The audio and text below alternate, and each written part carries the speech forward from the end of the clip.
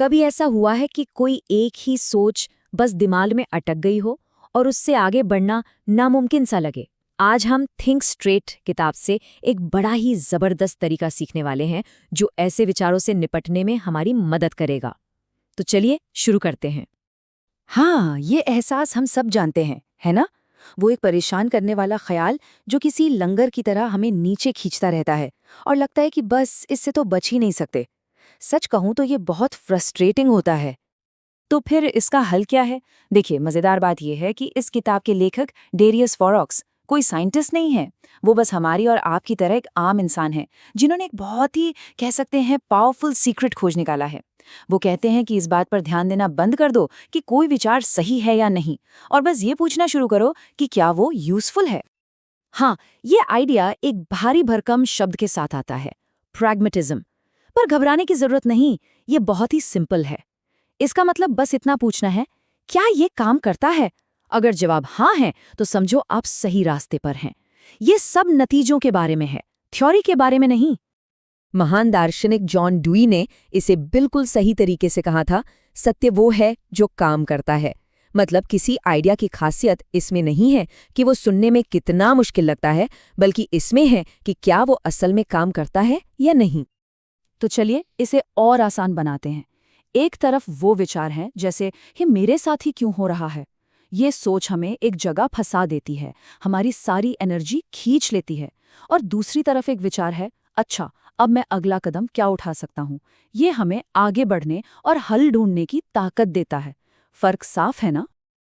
इसको ऐसे सोचिए, हमारा दिमाग एक टूल बॉक्स है और हमारे विचार जो हैं वो उसके औजार हैं। अब जब कोई प्रॉब्लम आती है तो हम एक औजार निकालते हैं। क्या वो काम कर रहा है? बढ़िया, उसे रख लो। काम नहीं कर रहा?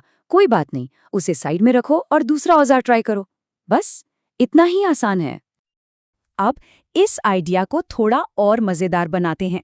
हम 3 ऐसे उदाहरण देखेंगे जो आज की पीढ़ी को, मान लीजिए जो 2026 में बड़े हो रहे हैं, उन्हें बिल्कुल आसानी से समझ आ जाएंगे। ये उदाहरण है गेमिंग, एप्स और इंटरनेट की दुनिया से। पहला उदाहरण है गेमिंग से। गेमर्स मेटा की बात करते हैं, जिसका मतलब होता है जीतने का सबसे असरदार तरीका।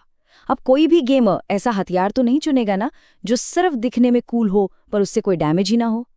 नहीं, सब वही हथियार चुनते हैं जो काम करता है। तो ये अनफेयर है, सोचना एक बेकार हथियार है। लेकिन मेरा अगला कदम क्या है? हाँ, ये आपका मेटा हथियार है। अच्छा, अब बात करते हैं ऐप्स की। हम सबको उन ब्लोटवेयर ऐप्स से नफरत है जो हमारे फ़ोन की बैटरी खा जाते हैं, है ना?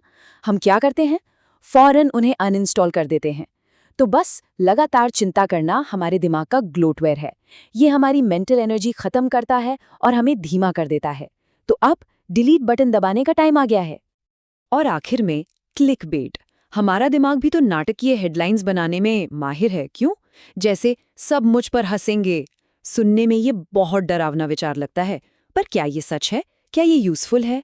नहीं, ये सिर्फ दिमागी क्लिकबेट है। इस पर क्लिक मत कीजिए, बस स्क्रॉल करके आगे बढ़ जाइए। तो सारी बात का निचोड़ बस इतना है, एक स्मार्ट विचार वो नहीं है जो सुनने में बड़ा फैंसी लगे।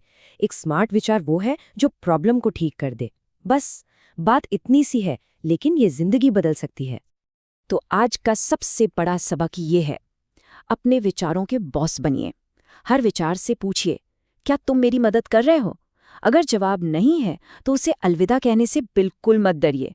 अपने मेंटल टूल बॉक्स को साफ सुथरा रखिए। तो मैं आप सबको बस एक सवाल के साथ छोड़कर जा रहा हूं। आज आप अपने दिमाग से कौन सा ब्लोटवेयर विचार अनइंस्टॉल कर रहे हैं?